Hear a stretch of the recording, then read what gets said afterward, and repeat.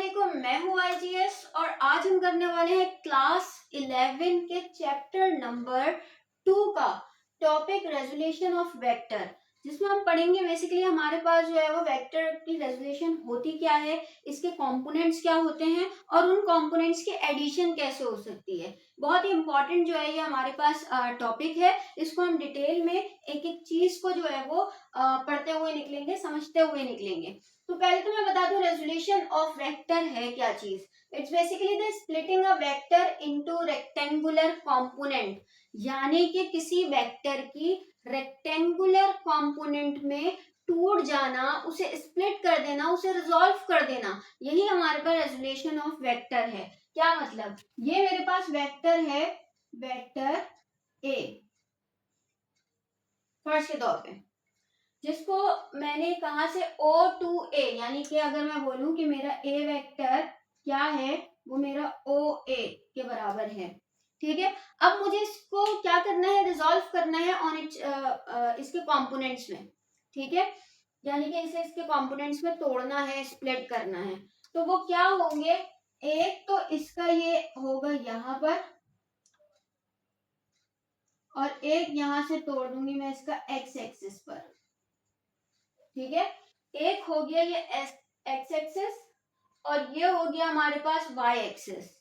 ठीक है, तो याद रखिएगा ये कहलाएगा ए वाई, इसका कंपोनेंट जो कि वाई एक्सिस पर टूटा है, वर्टिकल है, और जो एक्स एक्सिस पर टूटा है, जिसे मैं यहाँ से भी शो कर सकती थी लेकिन यहाँ से हम इसलिए शो नहीं करते, हम तो तोड़ रहे हैं ना इसे, तो इसीलिए हम इसे ए एक्स कहेंगे।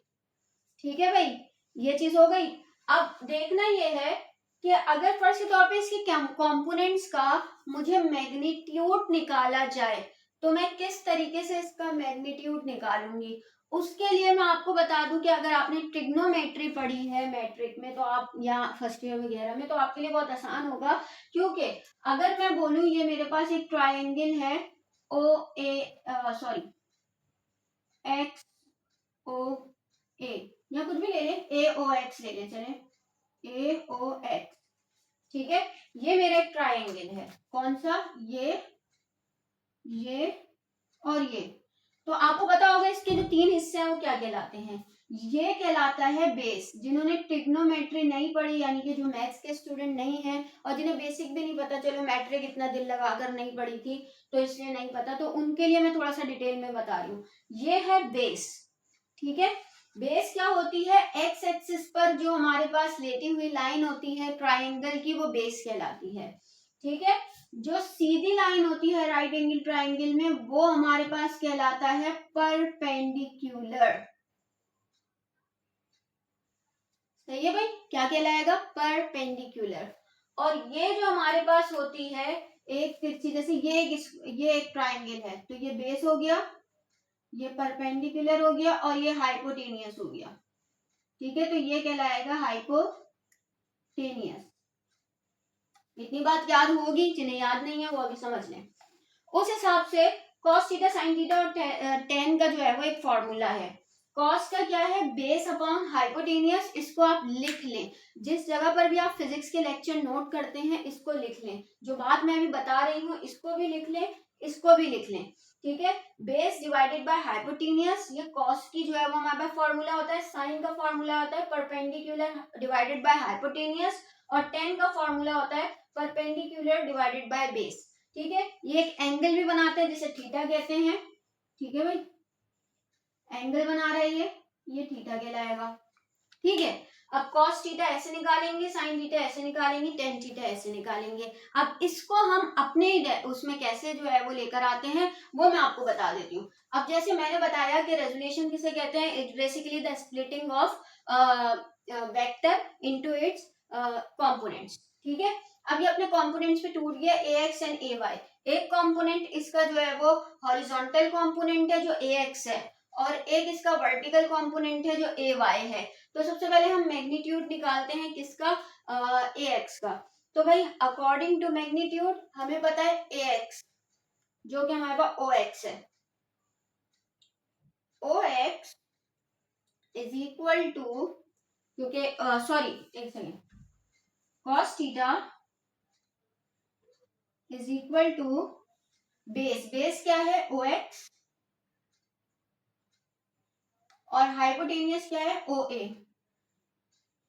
अब इनकी जगह पर मैं इनके मेन चीज लिख दूं, OA मेरा वेक्टर है और ये मेरा जो है वो क्या है A है, क्योंकि ये बोलूं या ये बोलूं बात तो एक ही है, दोनों की मैग्नीट्यूड तो सेम ही है, इसका भी OX का भी और इस AX का भी दोनों का सेम ही है। ठीक है, यहां तक ले गई जैसे मैं इसे, तो सेम ही है, तो यहां पर मैं लिख दूंगी OX की जगह पर मैं AX लिख दूं, तो AX divided bye OA। OA मेरा A वेक्टर है और ये हो गया cos थीटा। मुझे क्या निकालना है, इसका हॉरिजॉन्टल मैग्नीट्यूड, तो ये मेरा हॉरिजॉन्टल मैग्नीट्यूड है, इसको मैं यहां कर देती हूँ, तो ये हो जाएगा AX अकेला हो गया is equal to A cos theta. ठीक है, A वेक्टर cos थीटा, ये मेरे पास इसका हॉरिजॉन्टल कंपोनेंट आ गया। अब मैं इसके वर्टिकल कंपोनेंट को निकालूं, वर्टिकल कंपोनेंट मेरा ये है और साइन थीटा के थ्रू निकलेगा, तो मैं बता दूं sine theta is equal to perpendicular जो कि मेरे पास है AX divided by hypotenuse OA। अब इनकी जगह पर मैं क्या करती हूँ, साइन थीटा AX की जगह पर, सॉरी हाँ AX जो है वो मेरा कौन सा वेक्टर है, AY कंपोनेंट है, AX मेरा AY कंपोनेंट है, तो इसकी जगह पर मैं AY लिख देती हूँ डिवाइडेड बाय OA मेरा वेक्टर A है, तो मैं इसकी जगह पर ये लिख देती हूँ। फिर वही करते हैं, साइन के साथ ये A चला जाएगा, AY अकेला हो जाएगा, तो AY is equal to A sine theta. ये क्या हो जाएगा, ये इसका हॉरिजॉन्टल कंपोनेंट है, ये इसका वर्टिकल कंपोनेंट है। अब डायरेक्शन मालूम करनी है, उसके लिए हम टेन थीटा मालूम कर लेते हैं, टेन थीटा डायरेक्शन के लिए मालूम करते हैं इज इक्वल टू, अब टेन को देखिए टेन कहाँ आ रहा है हमारा, परपेंडिकुलर, ये हो गया मेरा परपेंडिकुलर AX और बेस OX। ठीक है, अब AX की जगह अगर मैं इसका मेन वेक्टर का नाम लिख दूं जो कि AY है, ठीक है, और OX की जगह मैं AX लिख दूं जो कि मेन इसका वेक्टर है, तो ये इस तरीके से हो जाएगा AY divided by AX। Theta यही छोड़ देते हैं, टेन यहां पर जाके इनवर्स हो जाएगा, tan inverse AY upon AX। ये फॉर्मूला है क्या, थीटा निकालने का, कि जो भी एंगल हमें जो है वो निकालना होगा किसका, इस वेक्टर का, तो वो एंगल हमारे पास इस फॉर्मूले से निकाला जाएगा। ये इसका एक्स कंपोनेंट, यानी कि यूं समझ लीजिए इसका जो है वो हॉरिजॉन्टल कंपोनेंट, ये इसका वर्टिकल कंपोनेंट, और ये आ गया हमारे पास टेन थीटा जो कि हमारे पास होता है एंगल निकालने का फॉर्मूला। ठीक है, अब हम पढ़ लेते हैं हम इसकी एडिशन, कि basically addition of vector by resolution method हमारे पास किस तरीके से होगी। चलिए अब एडिशन ऑफ वेक्टर को देख लेते हैं। अगर हमारे पास दो वेक्टर हैं, एक वेक्टर मैं बता दूं फर्स्ट के तौर पे ये है, जिसको मैं कह दूं वेक्टर ए। ठीक है भाई, एक मेरे पास वेक्टर ए है और एक मेरे पास है वेक्टर बी। दो वेक्टर हैं, दोनों को ऐड करना है, वही हेड टू टेल मेथड से ही करेंगे, जो हमारे पास हेड टू टेल मेथड है, और वो क्या है, वो बेसिकली हम क्या करेंगे, दोनों को हेड टू टेल मिला देंगे पहले तो। ठीक है, ये फर्स्ट के तौर पे ओ है, एक वेक्टर ये मेरा हो गया वेक्टर ए और ये हो गया वेक्टर बी। ये वो चीजें हैं जो कि हमें पता है, ए वेक्टर और वेक्टर बी। उस हिसाब से पहले मैं क्या करूंगी, वेक्टर ए के जो कंपोनेंट्स हैं उसमें उसे रिजॉल्व कर दूंगी और वेक्टर बी के जो कंपोनेंट है उसमें उसको रिजॉल्व कर दूंगी। जैसे फर्स्ट के तौर पे मेरे पास, पहले मैं वेक्टर ए को देखती हूँ, वेक्टर ए का ये हो गया ए वाई कंपोनेंट और ये हो गया ए एक्स कॉम्पोनेंट, और इस पॉइंट को मैं नाम दे देती हूँ सी का। ठीक है, ये मेरा एक तरीके से ए पॉइंट है, ये मेरा बी पॉइंट है, ये सी पॉइंट हो गया। ठीक है, ए वाई ए एक्स। और ए वाई को किस तरह निकालते हैं, अभी प्रीवियसली इसी वीडियो में अभी हमने पढ़ा है कि ए एक्स मेरे पास किसके बराबर होता है, ए कॉस थीटा। ठीक है, और ए वाई बराबर होता है ए साइन थीटा के। ठीक है, ये हमें पता है। फिर अगर हम बात करते हैं किसकी, बी कंपोनेंट की, तो बी कंपोनेंट में एक तो हमारे पास ये निकलेगा,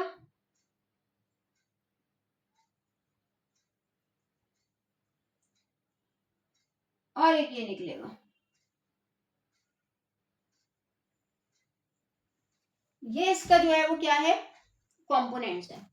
इसको मैं कह दूंगी बी वाई, इसको कह दूंगी बी एक्स। उस हिसाब से B X is equal to B cos theta and B Y is equal to B sine theta. ठीक है, सी के बाद अच्छा ये जो है वो बेसिकली एक तरीके से यूं कह लें, अगर मैं इसको पूरा गिरा देती हूं तो ये मेरा डी पॉइंट हो जाएगा, बल्कि ये पूरा ही गिरेगा डी पॉइंट। और ये मेरे पास जो है बी एक्स है, जिसको ई पॉइंट कह देते हैं हम। ठीक है, बी से लेके डी तक ये पूरा ही गिरेगा, बी डी ई। ठीक है, तो ये हमारे पास इसके कंपोनेंट्स में टूट गया। अब हम करते हैं इसके आगे किस चीज को, रेजोल्यूशन ऑफ वेक्टर। वेक्टर जो हम रिजल्टेंट वेक्टर जिसे कहते हैं, तो वो क्या होगा, रिजल्टेंट वेक्टर तो आपको पता है कि इन दोनों को मिलाकर ये रिजल्टेंट वेक्टर बनेगा। अब क्या करना है मुझे, अब इस रिजल्टेंट वेक्टर का हॉरिजॉन्टल मैग्नीट्यूड देखना है, यानी इसके कंपोनेंट निकालने हैं। किसके कंपोनेंट, ये जो एक ट्राइंगल जा रहा है ना यहां से, एक मिनट पहले मैं इसे सही कर लूं।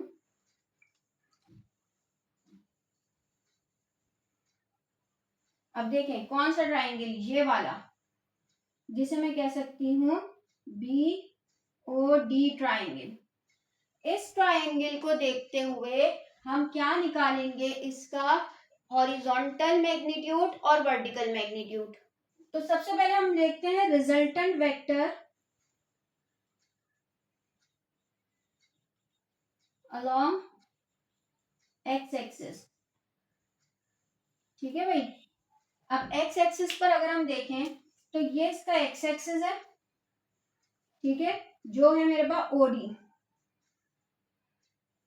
क्योंकि हम इस ट्राइंगल की बात कर रहे हैं, याद रखिएगा बी ओ डी, क्योंकि यही हमारा रिजल्टेंट वेक्टर है। तो इसका जो एक्स एक्सिस है वो है ओडी।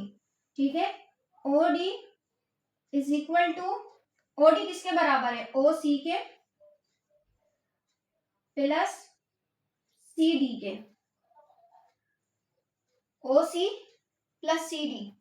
अब यहां पर जो मेरे पास ओ डी है वो है मेरे पास रिजल्टेंट एक्स एक्सिस पर, और ओ सी है मेरे पास ए एक्स, अगर आप देखें ये ए एक्स है, और सी डी अगर देखें तो बी एक्स ही है, क्योंकि ये इसके बराबर ही है तो बी एक्स के बराबर है।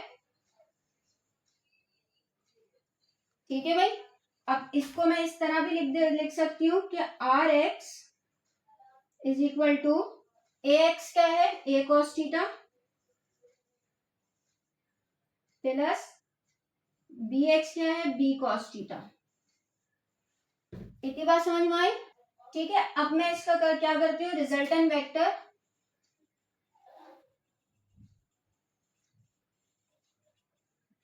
Along Y axis. अब वाई एक्सिस की अगर हम बात करें तो वही चीज है, वाई एक्सिस है बी डी। ठीक है, ये है बी डी, क्योंकि पूरा वाई एक्सिस ये है, और ये किसके बराबर है, ये बराबर है इस किसके, डी ई के, इसके और ई बी के। अब डी ई बेसिकली हमारे पास क्या है, ए वाई के बराबर है, डी ई और ए वाई दोनों सेम है, तो यहां पर अगर मैं ए वाई लिख दूं और ये मेरा आर वाई है प्लस ई बी, ई और बी किसके बराबर है, बी वाई के, तो यहाँ बी वाई लिख देते हैं, और ए वाई ये है, बी वाई ये है, तो इनकी जगह पर यही लिख देते हैं, R Y is equal to A sine theta plus B sine theta. ठीक है, ये हमारे पास जो है वो निकल कर आ रहा है। अच्छा ये मेरा थीटा 1 है, ये मेरा थीटा 2 है, तो इसी को इस तरह ही कर देते हैं, 2 2 कर देते हैं, इसको 1 1 कर देते हैं। तो जहां जहां पर भी आ रहा है 1 थीटा 2 1 थीटा 2। ठीक है, थीटा को भी जाके हम ये कर लें कि ए का जो थीटा है वो 1 है, थीटा 1, और जो बी का थीटा है वो है थीटा 2। ठीक है भाई। अच्छा जी, हमारे पास X axis, along X axis हमारे पास रिजल्टेंट वेक्टर का जो है मैग्नीट्यूड निकल कर आया R X, resultant vector along Y axis R Y निकल कर आ गया। हमें मेन रिजल्टेंट वेक्टर का जो है वो निकालना है बाय पिथागोरस थ्योरम। ठीक है, जो कि हमारे पास बनता है, ये मैं यहाँ पर कर रही हूँ। आपको पता है hypotenuse square is equal to, हम कहते हैं base square plus perpendicular square. ठीक है, ये हमारे पास क्या है, पिथागोरस थ्योरम है। ठीक है, इस थ्योरम के थ्रू अगर हम देखें, हाइपोटेनियस हमारे पास रिजल्टेंट वेक्टर है, तो R square is equal to, हमारे पास बेस क्या है, ओडी। ठीक है, ओडी यानी कि हमारे पास यह आर एक्स निकल कर आया था, तो यहां पर लिख देती हूं मैं आर एक्स स्क्वायर। ठीक है, प्लस परपेंडिकुलर ये है बीडी, और बीडी क्या था, आर वाई। ठीक है, तो यहां लिख देती हूँ आर वाई स्क्वायर। ठीक है, अब क्या करते हैं, इस रिजल्टेंट वेक्टर का मैग्नीट्यूड निकालना है, तो सीधा सीधा हम क्या करेंगे, आर करते हैं दूसरी तरफ, यानी कि बोथ, एक second, take under root square root on both side, दोनों तरफ लेते हैं। ये हो गया R square R X square plus R Y square. ठीक है, और ये इस तरीके से होगा। तो यहां पर तो मैं क्या करती हूँ कि आपको पता है स्क्वायर और अंडर रूट दोनों कैंसिल हो जाते हैं, तो इसको मैं अलग जो है वो स्टेप बनाने की बजाय इसको मिटा रही हूँ यहाँ पर। ठीक है, बात आपको समझ में आ गई होगी, ये हो गया।